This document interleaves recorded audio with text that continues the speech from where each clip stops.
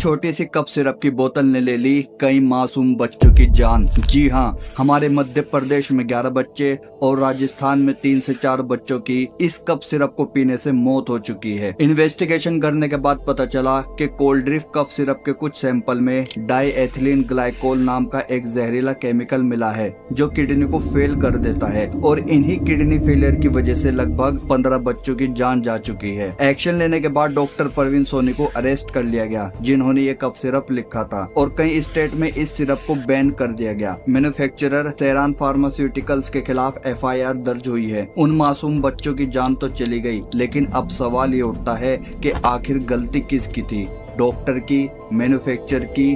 Comment कर जरूर बताना एंड बी सेफ।